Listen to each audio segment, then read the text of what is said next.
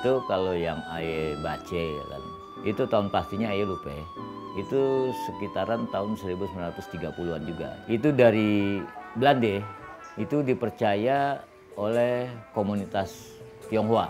Dia seorang kapiten, kalau nggak salah kapiten Cine gitu kan bilangnya. Diberikan kepercayaan untuk mengembangkan kegiatan Gambang Kromong, karena pada saat itu dulu konon kalau orang Tionghoa itu mengadakan pesta perkawinan, biasanya dia ada Gambang Kromong.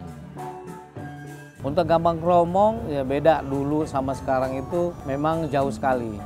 Zaman kong saya dan ibu mak saya dulu itu dia tuh kalau tanggapan main di kampung itu dalam sebulan berhentinya cuma 1 malam sampai nggak pulang tuh. Nah kalau sekarang dalam 1 bulan itu bisa dihitung, bisa paling 2 kali atau paling banter 4 kali di dalam 1 bulan waktu pementasan atau frekuensi pementasan.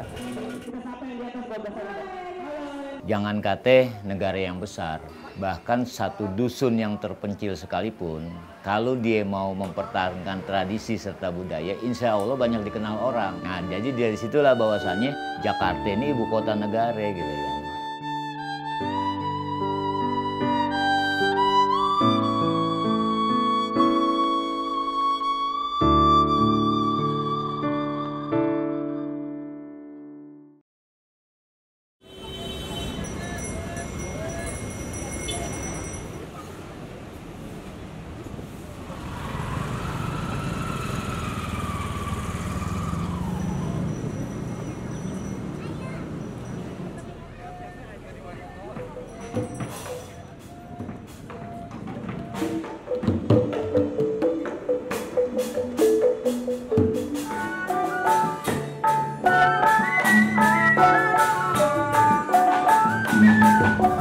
Saya ini adalah generasi ketiga dari engkong saya yang sekitar tahun 50-an itu mendirikan musik Gambang Kromong atau grup dan lenong gitu ya. Kemudian dilanjutkan dengan ibu saya dan bapak saya. Pada tahun 1996 saya dipercaya untuk meneruskan perjuangan mereka. Ada darah seni yang mengalir gitu di tubuh saya melalui ibu saya dan dari engkong saya. Jali-jali ini lagunya, saya bernyanyi sama kawannya. Kalau untuk kegiatan sehari-hari selain sebagai seorang pelaku seni gitu ya, dan saya juga mengajar di SMK 57 Jakarta, jurusan Karawitan Betawi.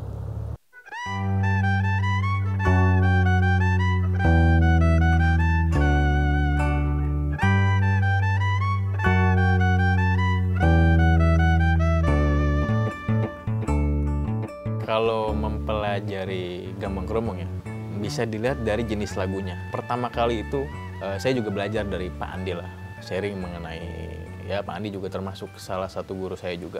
Jadi lagu Gambang Kromong itu ada beberapa jenis. Jadi yang pertama itu ada lagu Pobin.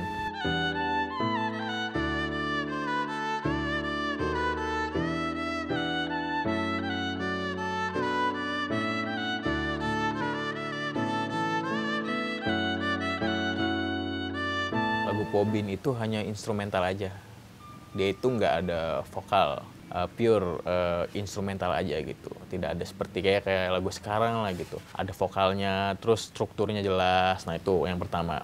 Yang kedua itu ada lagu Sayur.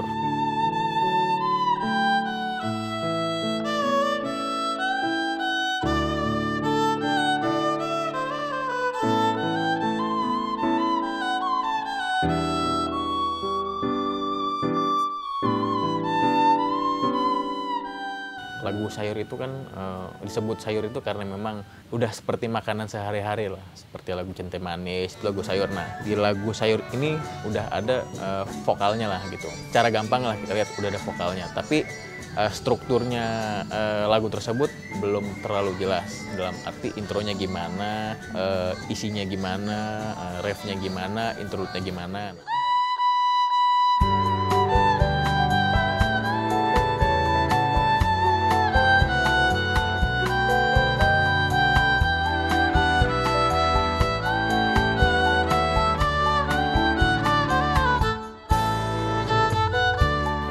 1933 pada saat era Benjamin nih.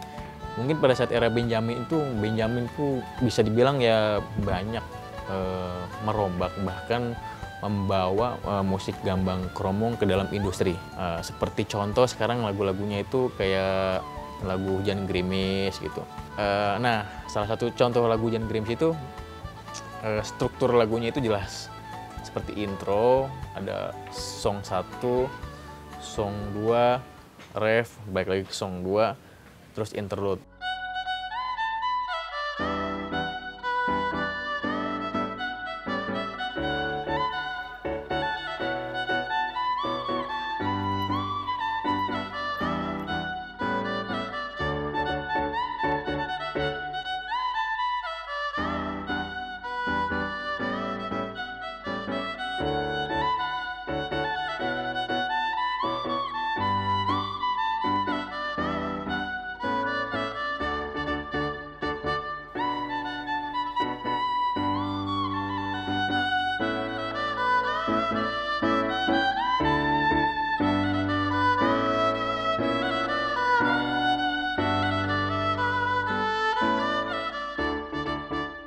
Saya sempat cari buku deh tuh, baca-baca ya kan. Dan ada ketemu bahwasannya yang di KT suku Betawi itu ternyata sejak 1930. Sejak sensus pertama di zamannya Batavia yang adanya koloni Belanda itu ya, itu dinyatakan suku Betawi. Sekitar kalau kata sekarang Jakarta nih, dulu Batavia namanya ya kan. Setelah runut kok kenapa ya dinamakan suku Betawi? Ternyata lihat memang pada tahun 1928 peristiwa bersejarah tentang Indonesia nih atau Nusantara pada saat itu ada yang tercetus akhirnya Sumpah Pemuda, ada yang dinamakan Yong Ambon, Yong Salebes, ada yang lainnya juga. Namun dari Jakarta atau dari Betawi dia nggak ngenamain Yong Betawi ataupun suku Betawi, tapi di situ dibilangnya kaum Betawi.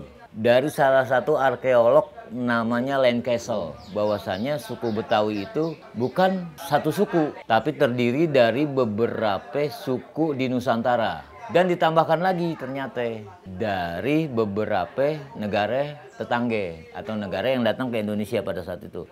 Jadi suku Betawi itu adalah pencampuran suku dan multi etnis namanya gitu. Nah, keistimewaannya di situ adalah lihat, wah ternyata tradisi dan budaya Betawi ini terkaya se-Indonesia karena terdiri dari beberapa suku dan dari luar negeri gitu kan.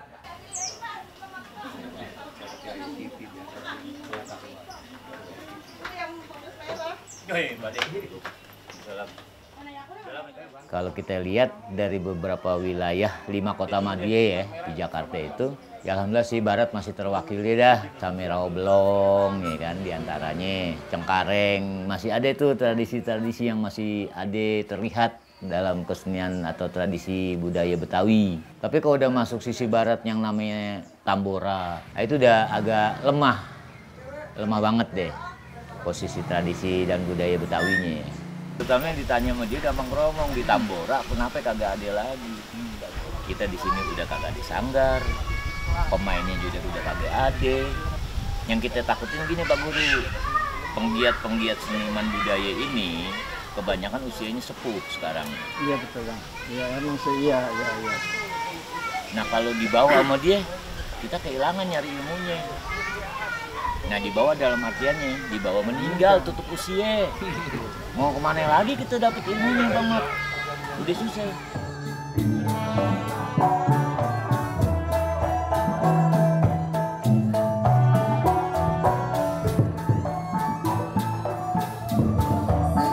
Jadi gambang kromong itu sesungguhnya dari kata gambang dan kromong, jadi dua alat jenis. Dia dimainkan dengan pentatonik Cine, namanya pat gitu kan panggilnya, ketukan gitu kalau kita bilang. Dia bilangnya pat. Nah, jadi dari gambang kromong itu kebenaran juga disenangi juga. Ada timbul pencampuran budaya dari alat musiknya. Nah, sekarang sih kalau di Tambora udah kagak bisa deh.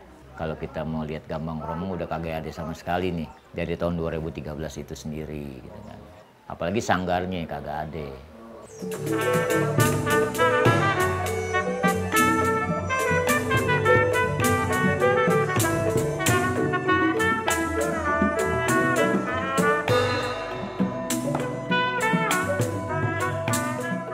Ya kalau di Tambora, ayah bilangnya bukan frustasi, udah putasasi nih untuk Gambang Kromong gitu kan. Bisa terwujud sanggar kayaknya mukjizat gitu kan. Tapi begitu kenal, boleh dibilang adik atau anak dah usianya gitu, Seto. Nah dari situ kita lihat Seto, wah saya bersyukur, saya gembira. Ada seorang anak muda kok mau gitu kan. Yang memang menggeluti satu dunia tradisional, Gambang Kromong, ya boleh dibilang maaf. Kalau tujuannya jadi pekerja seni nggak akan sesuai pendapatannya. Tapi ayah rasa Seto itu bukan pekerja seni.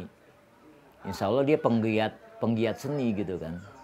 Jadi nggak lebih mengedepankan materi. Kita nggak munafik kalau materi itu didapat itu namanya rezeki yang nemplok namanya kan.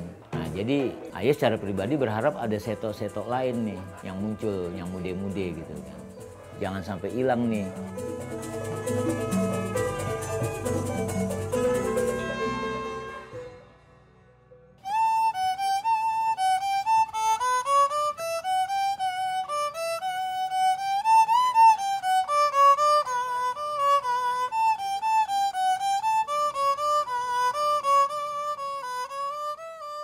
Kalau dari pandangan saya justru kalau menurut saya sih setuju aja karena kalau misalkan kita lihat dari segi positifnya justru menambah referensi untuk musisi-musisi yang ada di Indonesia seperti ada genre pop, jazz, blues segala macam itu kan menambah referensi pemusik gitu.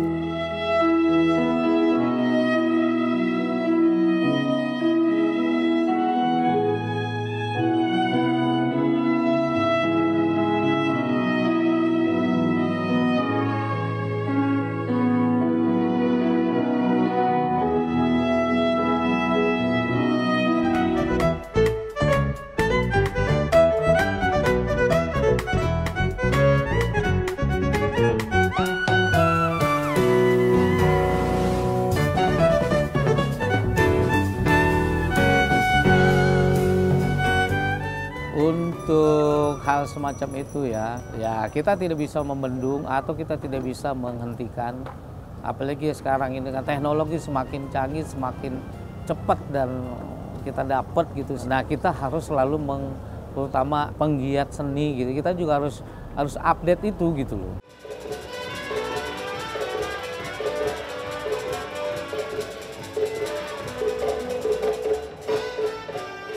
Ada 3 alat musik yang di Gambang Kromong, ada konghayan, ada tehian, ada sukong.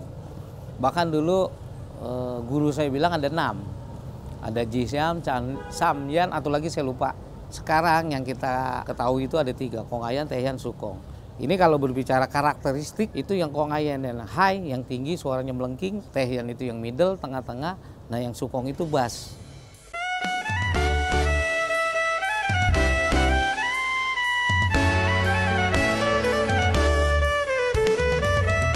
Nah ini menarik nih. Jadi Gambang Kromong ya khususnya konghayan. Ini kan alat musik konghayan ini dimainkan dalam kesenian Gambang Kromong. Ya seperti halnya kayak gitar kan dimainkan dalam band lah. Ini hanya konghayan dimainkan dalam Gambang Kromong.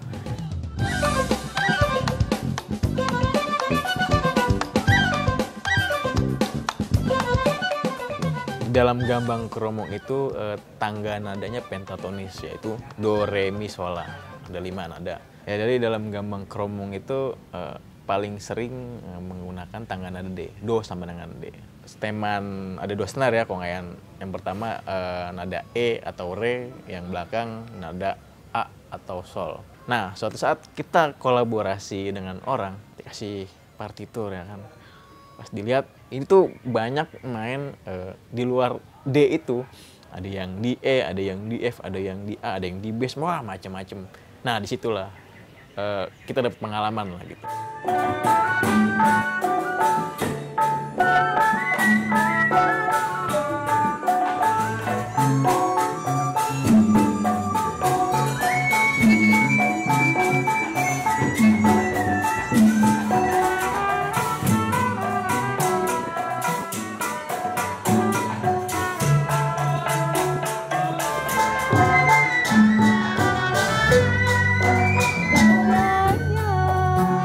Kalau memang bukan asli sini, ya kita punya namanya konghayan. Kalau di sini namanya konghayan berarti Di Cina itu pasti ada. 2005 saya ke Cina nyari Konghayan nggak ada. Yang ada hanya Erhu ya. Jadi artinya apa? Ini tidak sama, hanya menyerupai gitu. Menyerupai. Kalau bilang asli Indonesia ya pasti asli Indonesia lah. Karena udah proses itu udah ratusan tahun yang ada di sini. Ini ya, keromong ini harusnya dia ada 10 penclon atau 10 buah. Karena ini sudah dimodifikasi, ini ada 16 gitu ya.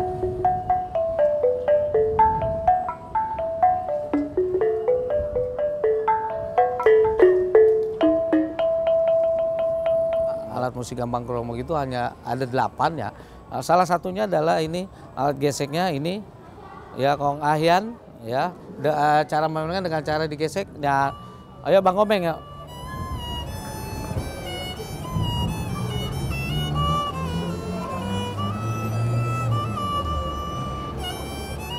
Hujan gerimis aja, ikan teri diasinin. Jangan menangis aja bang, yang pergi jangan ditangisin. Hujan gerimis aja, ikan lele ada kumisnya. Jangan menangis aja bang, kalau boleh cari gantinya. Mengapa hujan gerimis aja, pergi berlayar ke Tanjung Cina?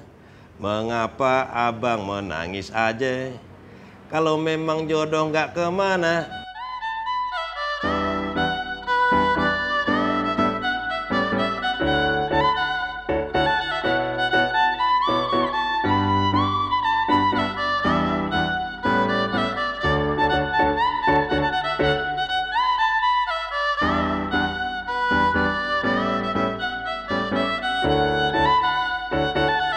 Bisa dibilang ya pada saat itu Benjamin memang mendobrak dunia gambang kromong yang memang tadinya gambang kromong dimainkan secara seperti itu dan dikemas secara modern dan masuk industri sampai akhirnya menciptakan beberapa karya yang mungkin booming bahkan dimainkan hingga saat ini.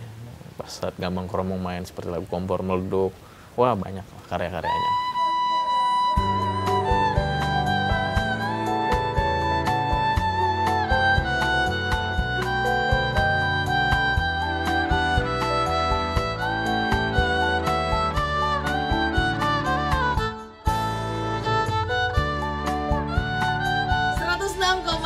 Benz Radio Abang None Betawi punya gaya. Masih di rangkaian open house-nya Benz Radio di hari pertama. Dan hari ini Pak Puspa kagak akan dirian seperti janji ayah tadi. Dan udah lagi lucu-lucunya itu Ben. Mbak Puspa masih bocah. Iya. Ya sederhana sih ya sebenarnya niatnya Babe. Saya cerita dari awalnya dulu. Jadi Babe bikin radio tuh pada mulainya waktu dia cerita gini sama anak-anaknya. Kalau Babe nyanyi, paling denger tetangga katanya gitu kan. Gimana kalau kita bikin radio nyok gitu. Artinya supaya bisa meluaskan siarnya dia. Siarnya dalam kebudayaannya dia gitu. Nah, bentukannya sebagai Betawi ya karena memang kemasannya Babe itu dari awal seperti itu.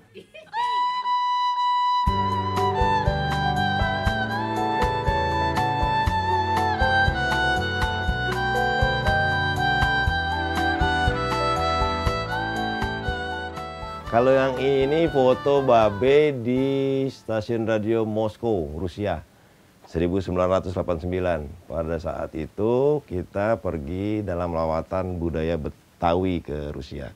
Ada festival kebudayaan di Rusia. Itu diwawancarai sama radio di sana. Ya mungkin bisa jadi beliau atau almarhum Babe terinspirasi untuk bikin radio Benz. Itu kan tahun 89.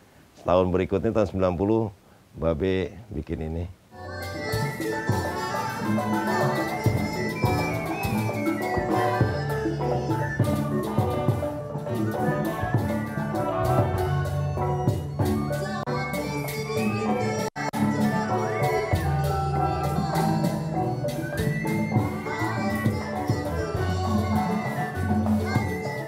Kalau musiknya sendiri Gambang ya musik pukul kan ya, musik pukul kayak gitu. Dan memang harus disajikan rame biasanya, nggak bisa 1-2 orang karena kan ada megang gong, megang ya apa gitu, ada tekian segala macam. Itu biasanya dipakai memang untuk keriaan-keriaan kelas menengah gitu kan. Tapi sekarang masih ada, tapi tidak banyak.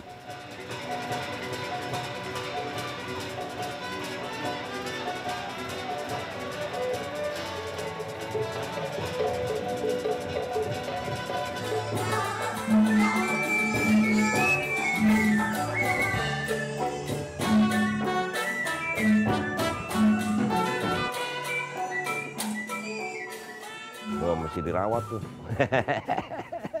Karena jarang ya kayak orang-orang seperti Bang Andi itu. Bang Andi itu konsisten. Artinya dia udah menemukan jati dirinya, dia udah menemukan cara mencari rezeki dari kebudayaannya, dan dia bisa tahu cara menularkan ilmunya. Itu satu paket yang kalau ditempuh nggak mudah, tapi bukan berarti tidak bisa.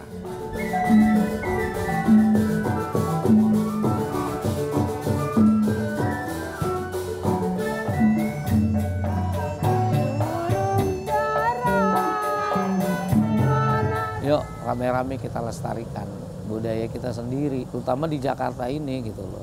Ya paling tidak warga Jakarta kalau memang support atau paling tidak ya dia harus maulah minimal mempelajari apa sih kesenian Betawi. Itu adalah ciri khas gitu. Ya ciri khasnya jangan sampai hilang. Kalau sudah ciri khas hilang, nah ini bahaya. Jangan sampai nanti anak cucu kita mau belajar yang tadinya ada di kita, masa belajar harus keluar negeri, kan nggak lucu gitu loh. Itu sih pesan saya.